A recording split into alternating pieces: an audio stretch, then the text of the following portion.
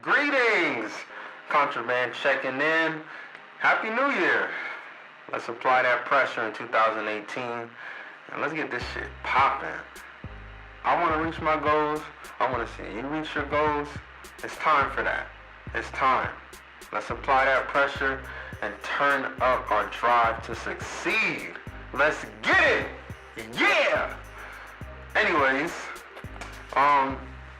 if you've been following me on social media, you are probably aware that a blackout has happened. And if you haven't put two and two together, the blackout is pretty much me pressing restart. And I'm pressing restart to tell my story from the beginning. Because I believe that you don't really know what's going on, and you don't really know my story or where I came from or how I got to the place that I'm at today. So, it's time for me to start over, fresh, and tell you my story.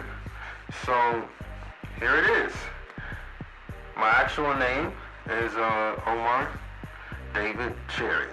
And if you do your research on my middle name being David and the person who is the character in the Bible, you put two and two together and you see that it's kind of ironic that my destiny was in my name, because just like David in the Bible, I write poetry. Just like David in the Bible, I do music. Just like David in the Bible, he was a songwriter. I do the same thing, so ironic, you know? But I'm from Miami, Florida, born and raised, grew up in Atlanta, so Atlanta is my second home. I am a child to island parents.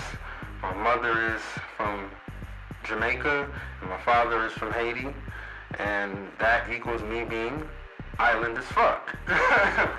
And growing up, I was listening to gospel. That's what I grew up on. I grew up on listening to gospel.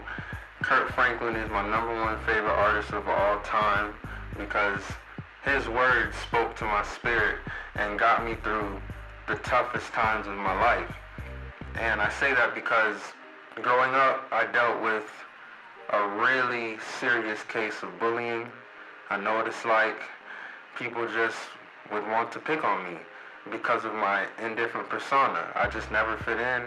I was always skipping to another beat, and because of that, people wanted to shit on me because they couldn't understand my whole aura and my personality. And listening to gospel segued me into R&B. So I was into R&B and gospel because it's an emotional kind of music, you know?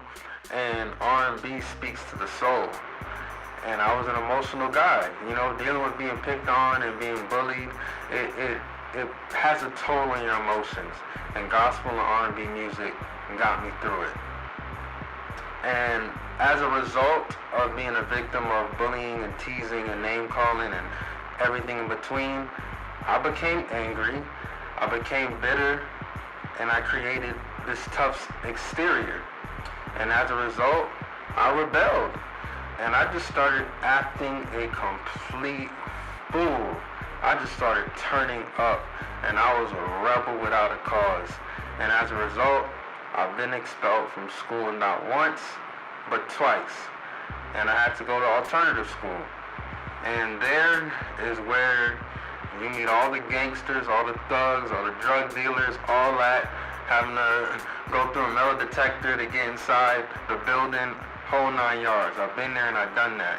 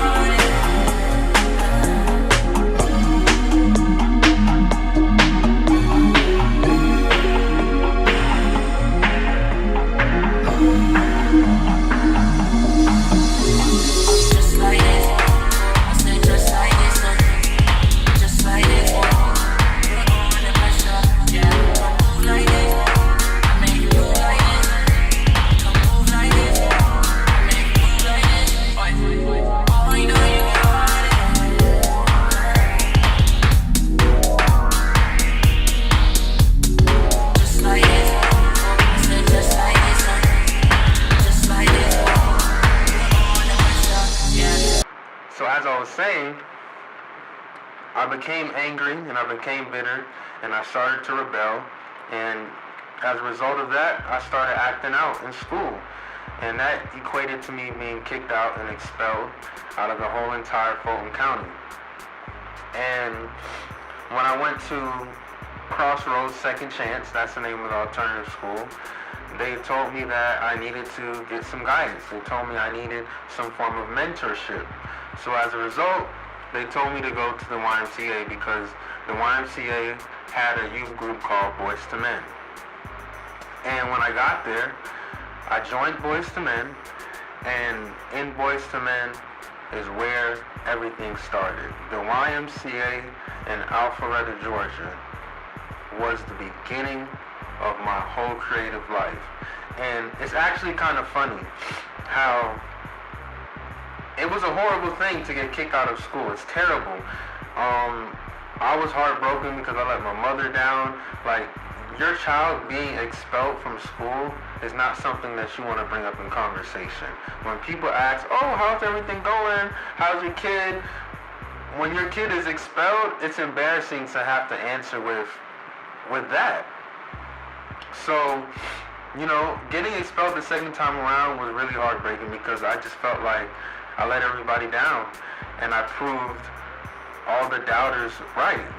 People thought because of my rebellious persona that I was going to be a juvenile delinquent, that I wasn't going to be shit, that I was going to be a bum, I was going to be broke, I had no ambition, no drive. Niggas counted me the fuck out. And where I'm at today is a place where nobody thought I would ever get to. And I still have more to go. But the fact that I'm here still standing, just know that the people who shitted on me, their life is not so bright right now. But anyways, yeah, I felt like shit getting kicked out the second time around. So the YMCA is where I met everybody that was a member of the Wacky Deli. That's where it all began. That's where I met D. Rhodes, and that's where the story begins.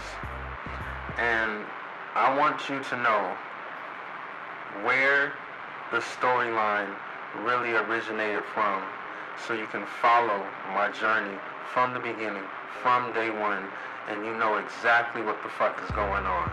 So that's a quick synopsis of my story. I got more to come. Stay tuned. ContraBAND signing out.